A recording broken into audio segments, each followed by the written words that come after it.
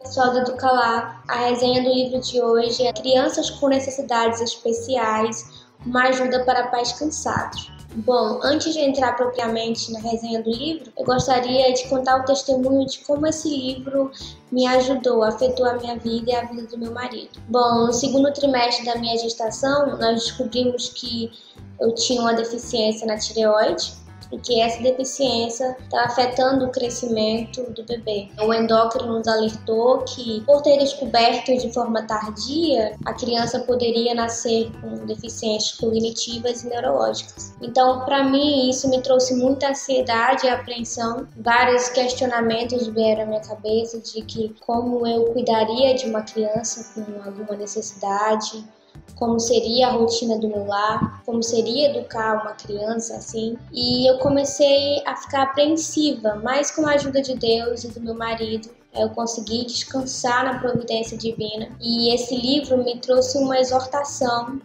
que às vezes nós sabemos tanto que devemos confiar em Deus e que a vontade dele é melhor que a nossa, mas não vivemos isso. Então que esse livro possa trazer conforto para a sua alma, possa ser um alívio no meio do seu jugo, que seja cuidar de uma criança com necessidade e que você possa confiar mais em Deus, que Ele te capacitará. Bom, Jay Adams é pai de uma criança cega com necessidades físicas e psicológicas, e nesse livro ele vai mostrar tanto o respaldo bíblico, mas a experiência dele de criar o filho, como ele aprendeu mais sobre Cristo e como lidar com diferentes situações. Ele vai pautar o livro em Mateus 11, do verso 28 ao 30, que vai dizer: Vinde a mim todos que estáis cansados, sobrecarregados, e eu vos aliviarei. Aprendei de mim, que sou manso e humilde de coração. E desse texto ele vai tirar 4 verdades fundamentais para a educação de crianças com necessidades especiais. No primeiro capítulo, ele vai mostrar ao leitor que você deve ser realista quanto à sua situação. Não está tudo bem, não é nada fácil criar uma criança com necessidades especiais. Você não está preparado para isso, muitos pais não estão mesmo. E você deve lidar com a dor de sua criança não nascer saudável como você esperava. Então ele vai dizer que Cristo não negou a dor, ele chamou aqueles que estavam cansados e sobrecarregados. Ele não negou que nesse mundo caído nós iríamos passar por situações difíceis na nossa vida, ainda mais com o nosso coração corrompido, onde tudo se torna mais difícil. Então ele chama: Vinde a mim aqueles que estão cansados e sobrecarregados, que eu vos aliviarei. Ele mostra que o leitor ele deve reconhecer a situação, reconhecer de que ele não irá conseguir criar essa criança de uma forma leve sem que Cristo tire esse fardo das costas dele, de Cristo torne esse fardo leve e que Cristo o capacite.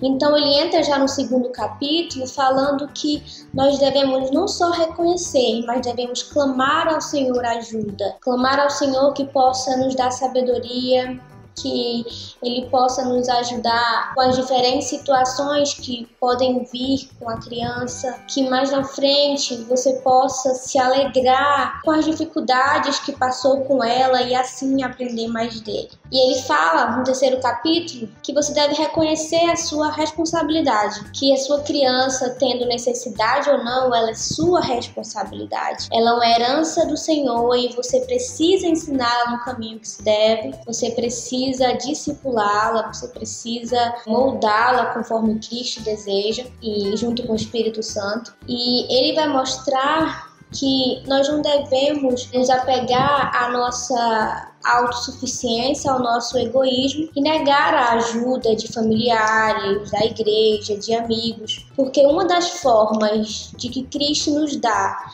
de tornar esse fardo leve é tendo essas pessoas do nosso lado para nos ajudar. E ele vai lembrar que Cristo nunca nos dá um fardo maior do que nós podemos levar. Ele nunca nos dá um peso maior do que nós podemos suportar. E ele diz para não desanimarmos. Ele usa até o texto de 1 Pedro, capítulo 1, verso 6. Nisso exultais, embora no presente, por breve tempo, se necessário, sejais contristados por várias provações, para que uma vez confirmado o valor da vossa fé. A nossa leve e momentânea tribulação, o autor vai dizer, produz em nós eterno peso de glória.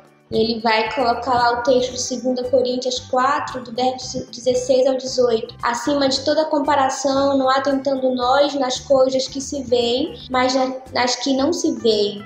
Porque as que se veem são temporais e as que não se veem são eternas. E no 4º capítulo ele vai dizer para você estar pronto, né? Estar pronto para uma grande aventura, né? Porque Cristo vai dizer que aqueles que aceitarem o seu jugo aprenderão dele. Então vai ser uma aventura, diversas situações virão e a cada situação, a cada dificuldade, Deus te dá uma oportunidade de aprender mais dele. Então que você aproveite cada situação e possa aprender mais dele. Talvez o propósito de Deus com o seu filho com uma necessidade, seja cognitivo, neurológico, psicológico, enfim, seja aquilo que Deus quer para moldar você, para lhe tornar mais manso e humilde como ele é. E o autor diz que é difícil pensar em um descanso quando nós temos crianças com necessidades, né? Nós sempre estamos a todo momento ativos, então é difícil pensar no descanso. Mas o descanso que a Bíblia mostra é um descanso da alma, é paz, né? É um descanso que envolve consolo, envolve garantia de que Deus cuida de nós. E esse descanso também envolve o contentamento. Você não murmurar em meio a essa situação, mas você está contente que a vontade de Deus e não a sua está sendo feita, que a vontade de Deus, que é melhor do que a sua, está sendo realizada. Então que você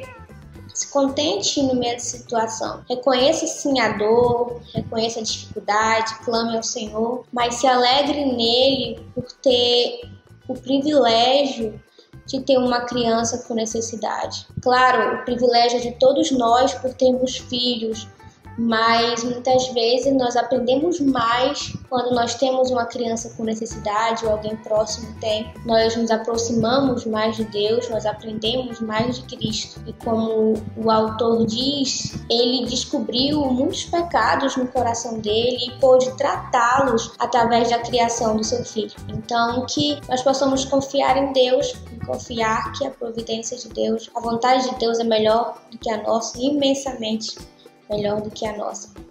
Então fica aí a dica do livro, a resenha do livro, e que Deus nos abençoe.